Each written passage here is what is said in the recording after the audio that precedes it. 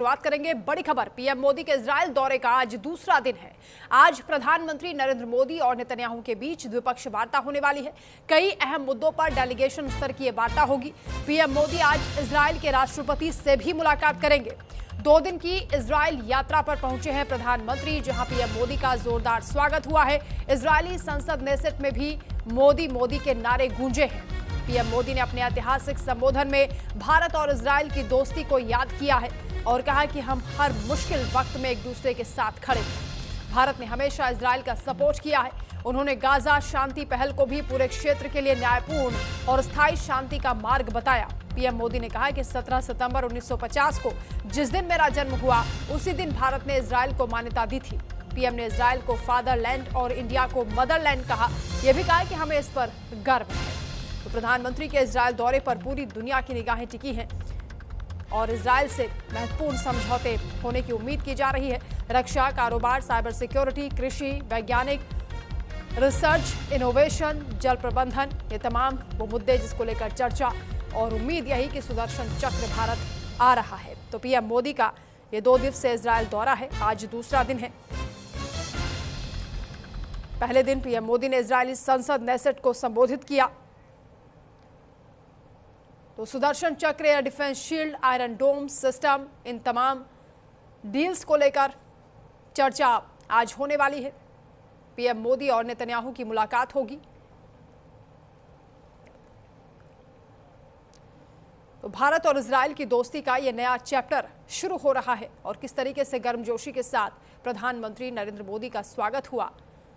Knesset में जब उनका संबोधन हुआ तो पूरा संसद मोदी मोदी के नारों से गूंज उठा। 9 साल के बाद पीएम मोदी का इजरायल दौरा है। संसद में उनका संबोधन हुआ, जहां भारत और इजरायल के रिश्तों का उन्होंने जिक्र किया और कहा कि 2000 साल पुराने रिश्ते हैं।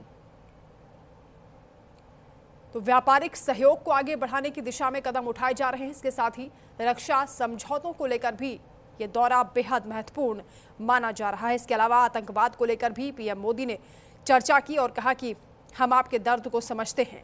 भारत लंबे समय से आतंकवाद से पीड़ित है। भारत इजरायल के साथ खड़ा है। वहीं नेतन्याहू ने कहा कि मोदी मेरे लिए भाई जैसे हैं, मेरे दिल में उनके लिए खास जगह है। उन्होंने पीएम मोदी को एशिया का शेर कहा और दुनिया का सम्मानित नेता बताया। आपको बता दें कि पीएम मोदी नेसेट को संबोधित करने वाले पहले प्रधानमंत्री हैं, यानी पहले भारतीय प्रधानमंत्री हैं। जब संसद प्रधानमंत्री मोदी पहुंचे तो वहां सांसदों ने पीएम मोदी का खड़े होकर स्वागत किया और मोदी मोदी के नारे भी लगाए।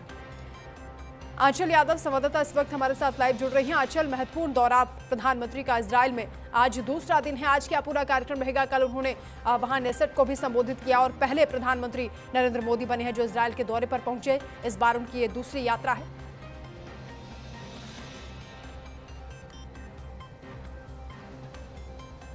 बिल्कुल, देखिए सुदर्शन चक्र और दूसरी तरफ देखिए आयरन बीम की जो एक कह सकते हैं ताकत है, यानी कि अगर यहाँ पर एमओयू जो है वो साइन होते हैं तो जाहिर सी बात है कि चाहे रक्षा का क्षेत्र हो या फिर देखिए व्यापार का क्षेत्र हो या फिर देखिए कह सकते हैं कि जो हमारा डिफेंस सिस्टम है वो कहीं ना कहीं इससे काफ़ी ज़्यादा उसको मजबूती मिले। क्योंकि देखिए इजराइल एक छोटा सा देश है, लेकिन इजराइल के लिए ये माना जाता है कि वो हमेशा से भारत के लिए बेहद लॉयल रहा है। हालांकि देखिए गाजा के साथ में काफ़ी तनाव उनका रहा है इस बीच में और कई ऐसे देश थे जो कि इजराइल के दुश्मन बने थे, लेकिन भारत और इजराइल की जो दोस्ती है वो पिछले कई वर्षों से चली आ रही है और यही कारण है, चाहे हम टेक्नोलॉजी के क्षेत्र में बात करें या फिर व्यापार के क्षेत्र में बात करें, डिफेंस के क्षेत्र में बात करें, ये तमाम वो क्षेत्र रहने वाले हैं जिसमें देखिए भारत को मजबूती मिलने की संभावना आज जताई जा रही है। इसके साथ ही देखिए आपने देखा होगा कि जब पीएम जैकेट पहन के गए और एक कह सकते हैं कि एक इंडियन जैकेट कही जाती है,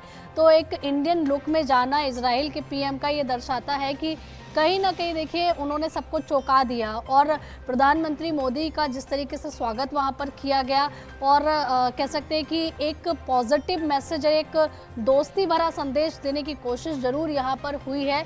और इजराइल का भारत के साथ में हमेशा से खड़े रहना ये भारत को भी मजबूती देता आया है, क्योंकि ऑपरेशन सिंदूर के वक्त भी हमने देखा कि इजराइल जो है वो आतंकवाद के खिलाफ भारत के साथ में कंधे से कंधे मिलाकर जो है वो खड़ा हुआ था। और आज भी देखिए दोनों शीर्ष नेतृत्व की मुलाकात होगी, दोनों के बीच में बातचीत होगी। ये उम्मीद लगाई जा रही है, चाहे व्यापार के क्षेत्र में हो, टेक्नोलॉजी के क्षेत्र में हो या फिर डिफेंस के सेक्टर में हो, इन तमाम क्षेत्रों में कई MOU साइन होंगे जिससे भारत को और भी ज्यादा मजबूती मिलेगी। जी बिल्कुल, और एशिया का शेर कहकर उन्होंने संबोधित किया प्रधानमंत्री नरेंद्र मोदी को। महत्वपूर्ण डील्स हो रही हैं जिसका आपने भी जिक्र किया आंचल, जिसमें एग्रीकल्चर, रिसर्च, डेवलपमेंट की बात हो रही है और डिफेंस डील को लेकर भी ये कहा जा रहा है कि सुदर्शन चक्र भारत आ रहा है, भारत को रक्षा के क्षेत्र में मजबूती मिलने वाली है, उस लिहाज से भी ये बेहद महत्वपूर्ण होगा। और लेकिन देश के प्रधानमंत्री का जिस तरीके से वहां गर्मजोशी के साथ स्वागत होता है, उनका सम्मान किया जाता है, पूरे देश के लिए गर्व की बात है।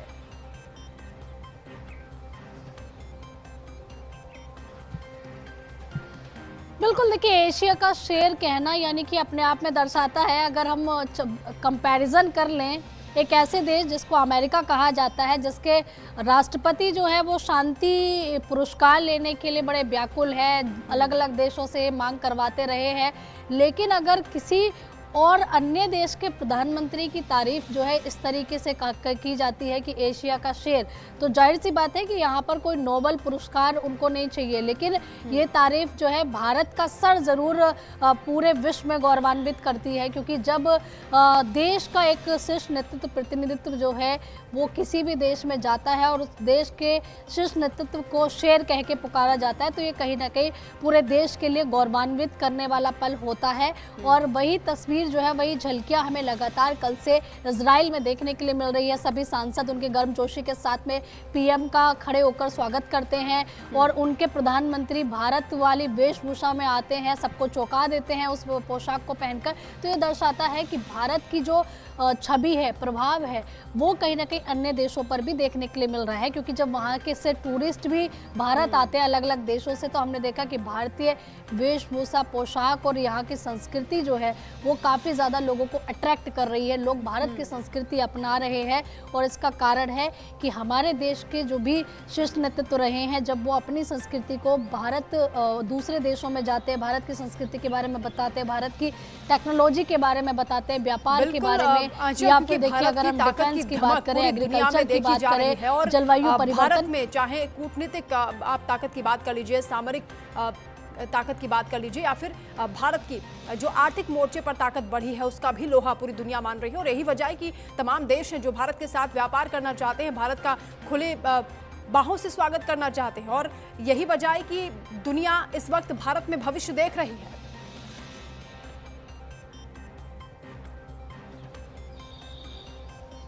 बिल्कुल, देखिए आपने देखा होगा कि पिछले दिन जब चीन से जब जिस तरीके से चीन हमारी जो ज़मीनें थी, हमारे जो बॉर्डर क्षेत्र थे, जब उनको धीरे धीरे उन पर तनाव बढ़ाने लगा था, उस वक्त हमने बाइकॉट चीन की मुहिम चलाई। उसका असर ये हुआ कि चीन को कहीं ना कहीं अमेरिका में अपने व्यापार को तलाशने की नौबत आ गई थी। फिर यही दौर अमेरिका के साथ भी आया, भारत ने मना कर दिया अमेरिका के साथ में व्यापार करने से। उसके बाद हमने देखा कि अमेरिका भी झुका। तो यानी कि कहा जा सकता है कि भारत एक ऐसा देश है जहाँ पर जितने भी अन्य देश हैं वो कहीं ना कहीं भारत के साथ में एक मार्केट तलाशते हैं, व्यापार करना चाहते हैं। और 140 करोड़ जनता का जो कह सकते हैं कि एक इकोनॉमी सर्कल होता है, जब वो घूमता है तो जाहिर सी बात है ना केवल भारत को फ़ायदा होता है बल्कि अन्य देशों को भी फ़ायदा होता है जो बड़ी बड़ी फैक्ट्रीज लगाते हैं। अब आप देखें कि योगी भी इस वक्त विदेश दौरे पर हैं और वहाँ पर भी उत्तर प्रदेश की धमक जो है विदेश में देखने के लिए मिल रही है। और ये इसलिए भी होता है कि जब हमारे किसी भी राज्य के CM या हमारे देश के PM या हमारे देश के